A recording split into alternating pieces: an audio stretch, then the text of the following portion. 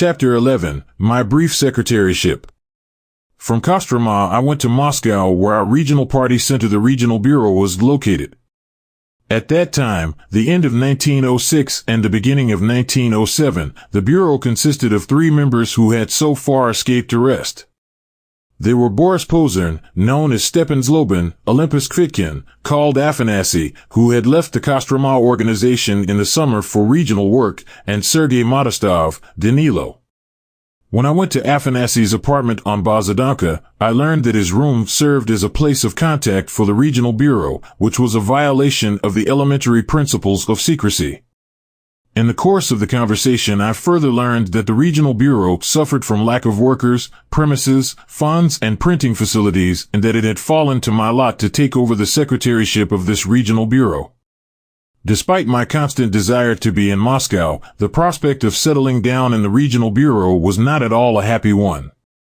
I begged to be sent to work in the district or, if that was not possible, to be given local work in Moscow, or to be sent to the provinces.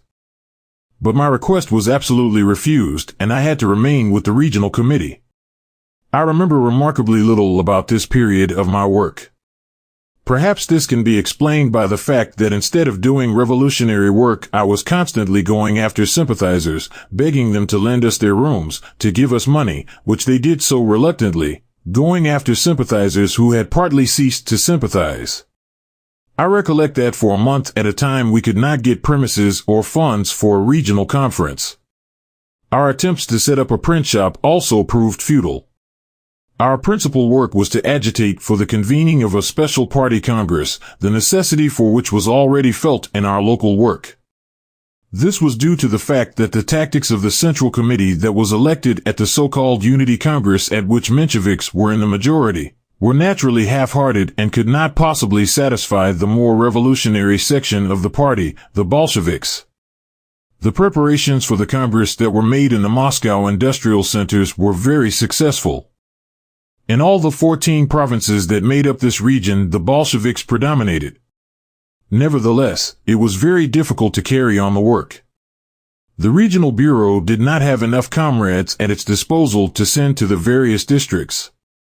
I remember only 2 comrades whom we sent to the districts, Ivan Stavsky and Nikolai Rostopkin.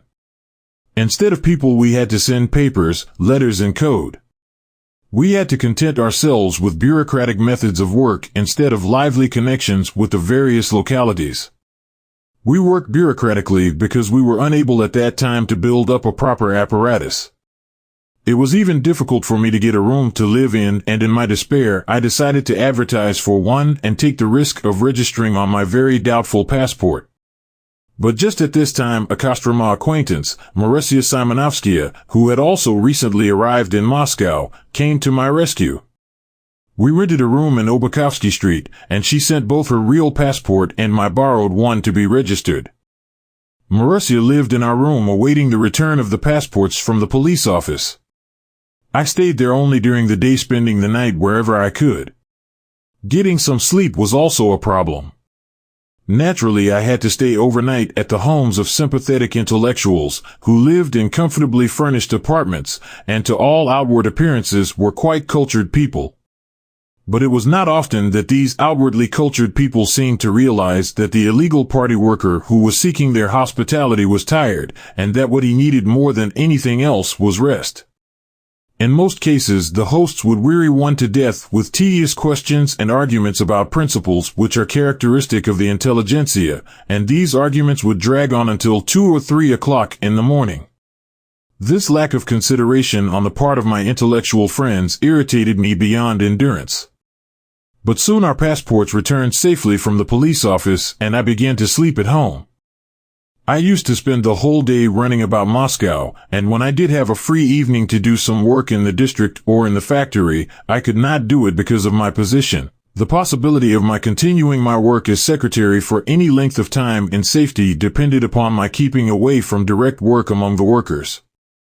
In general, I look back upon my temporary secretaryship of the Moscow Regional Bureau with sadness. I fulfilled this function merely from a sense of duty to the party, but my heart was not in the work. I yearned to be among the masses. And so, at the very first opportunity that offered, I left for the provinces.